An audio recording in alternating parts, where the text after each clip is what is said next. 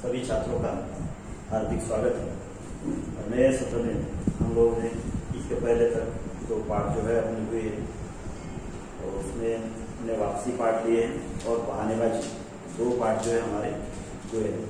अब हम तीसरी कविता जो है लेने जा रहे हैं। उस कविता का नाम है क्या पूजन क्या अर्चन है।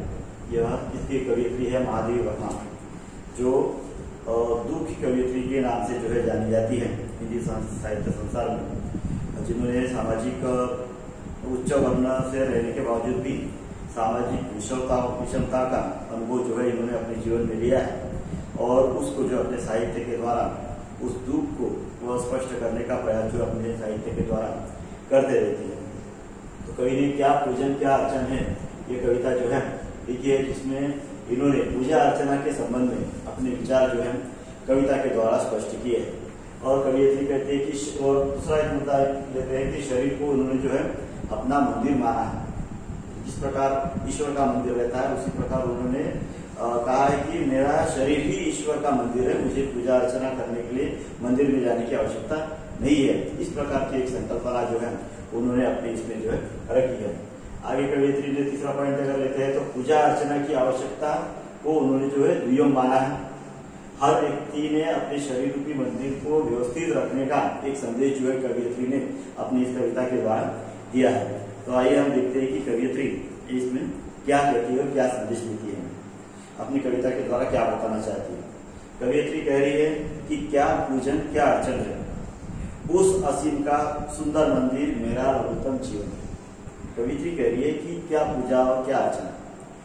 पूजा अर्चना करने के लिए मंदिर में जाना, वहां पर पूजा अर्चना करना, इससे अच्छा जो है वो मेरा असीम यानी उस असीम का यानी जिस मंदिर जिस ईश्वर जो है जो असीम है उसकी कोई सीमा नहीं है, ऐसे ईश्वर का सुंदर मंदिर जो है मेरा छोटा सा शरीर जो है और मेरा छोटा सा जीवन जो है उस असीम का उस ईश्वर का एक छोटा सा एक मंदिर है।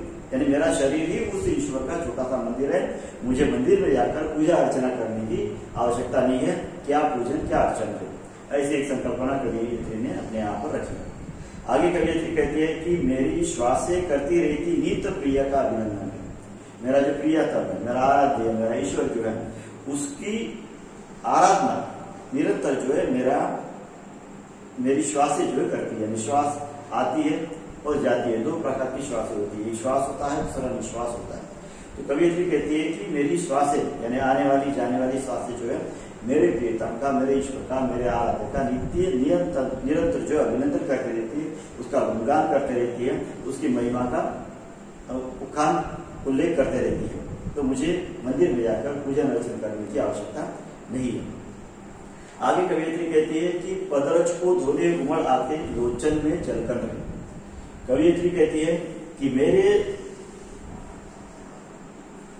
आंखों में जो जल कण आते हैं, जो आंसू की बूंदें आती है, वह इसीलिए आती है कि मेरे इस असीम के यानी मेरे ईश्वर के पाव को धोने के लिए जो जल चाहिए वो जल जो है इसीलिए आता है मेरे आंखों में कि वह मैं अपने ईश्वर के चरणों को धो सकूं।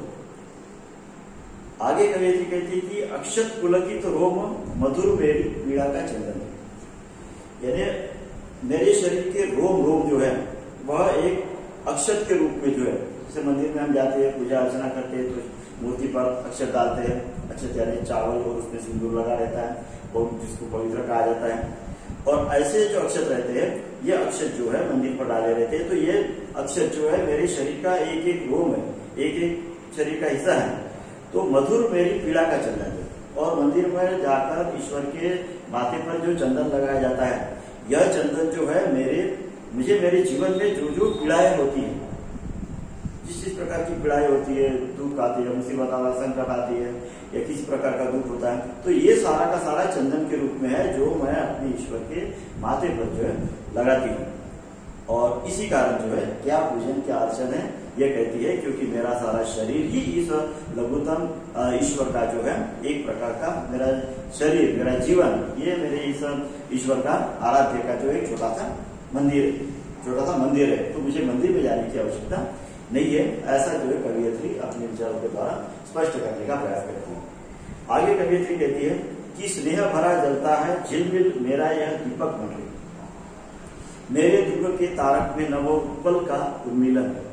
कवि एक स्त्री कहती है कि मंदिर में जाकर पूजा अर्चना करते वक्त हम जो है मंदिर में दिया जलाते हैं, तो कवि कहती कि स्नेह भरा जीता है, यानी मेरा यह मन जो है स्नेह से भरा हुआ है, प्रेम से भरा हुआ है, ईश्वर की भक्ति से भरा हुआ है। तो स्नेह से भरा हुआ ये मेरा मन जो है झिलमिल झिलमिल रूप में जो है हमेशा जो है जलते रहता है। तो यह एक दीपक का काम करता है। इसीलिए मेरा ईश्वर के मंदिर में जाकर उसके सामने दिया जलाना, यह मेरे शरीर की पूजा अर्चना करने के समान ही हो रहा है। स्नेह भरा यानी प्रेम से भरा हुआ, ईश्वर के प्रेम से भरा हुआ मेरा यह मन जो है जो दीपक के रूप में जो कार्यरत है। आगे कवियत्री कहती है कि मेरे ध्रुव के तारक में नव उत्पल का उन्मीलन है। कवियत्री कहती है कि मेरी आंखें जो है उसकी जो रोशनी है, उसकी जो पलके जो है, यह रोशनी जो है वह एक प्रकार से नव उत्पल, नया कुछ निर्माण करने की प्रेरणा, नया कुछ बुरा अगर है तो उसको नष्ट करने की प्रेरणा, यह जो है देते रहती। ईश्वर जिस प्रकार अपनी क्रियाओं के द्वारा, अपने कार्यों के द्वारा नया कुछ उत्पन्न करता है, नया कुछ नष्ट करता है, तो यह मेरी आंखें जो है जो अच्छा देखने लायक है, जो खूबसूरत है, जो मुझे अच्छा पाता है वह देखती है, जो नहीं पाता उसको छोड़ देती है। तो मेरे दूर के तारक, मेरे आंखों की रोशनी, यह सब कार्य जो है करती है जो ईश्वर करता है। आगे कवियत्री कहते हैं कि धूप बने उड़ते चलते हैं प्रतिपल मेरे स्पंदन है, प्रिय प्रिय जपते अधर ताल देता पलकों का नर्तन। कवियत्री कहते हैं कि हम लोग मंदिर में जाकर जो है मंदिर के सामने धूप जलाते हैं। तो कवियत्री कहती है कि मेरे शरीर का प्रतिपल का स्पंदन जो है, मन में उठने वाले विचार जो है, मन में उठने वाली भावनाएं हैं, मन में उठने वाले बातें जो है, यह सारे जो है धूप बनकर जो है प्रतिक्षण जो है उड़ते जाते हैं, चलते जाते हैं और वह अपना कार्य जो निरंतर करते जाते हैं। जिस प्रकार मंदिर में हम धूप जलाते हैं, धूप जलाने के बाद में क्या होता है, वह धूप मंदिर यानी कपूर जलाते हैं तो उसकी धूप जलती है, वो पवित्र होती है, आजू बाजू का सारा वातावरण जो है वह शुद्ध कर देती है। कपूर जब हम मंदिर में जलाते हैं तो धूप बनकर उड़ जाती है, यानी मेरे शरीर में भी, मेरे मन में जाने वाले स्पंदन है, विचार है, भावनाएं हैं, ये सारे जो है एक कपूर का काम करते हैं, जो हर क्षण उठते जाते हैं, हमारे मन में बहुत सारे विचार आते जाते हैं। तो ये सारा जो है कपूर का काम करते हैं, जो मंदिर में जलाते हैं उनसे, तो वह यह काम करते हैं। आगे कवित्री कह रही थी प्रिय प्रिय जपते अधर ताल देता पलकों का नर्तन। कवित्री कहती है कि मेरे अधर यानी मेरे ओठ जो है, यह जो है हमेशा जो है प्रिय जपते रहते हैं, यानी ईश्वर का नामोच्चार करते रहते हैं, ईश्वर का नाम लेते रहते हैं, ईश्वर की आराधना करते रहते हैं और उसको जो ताल देने का काम जो है मेरी पलके करती है। यानी ईश्वर के इसमें जब मंदिर में जाकर हम लोग निबंध यानी उसकी आराधना करने के लिए कुछ गीत गाते हैं, अभंग गाते हैं या गीत गाते हैं, तो उसमें फिर ताल रहता है, संगीत रहता है, कुछ बजाने का हाथ रहता है। तो कवित्री कहती है कि उस संगीत के लिए यानी मेरे जो अधर ईश्वर का नाम जपते जपते जो संगीत के रूप में प्रकट होते हैं, तो उसको ताल देने के लिए मेरे पलके जो है ऊपर नीचे उठते रहती है।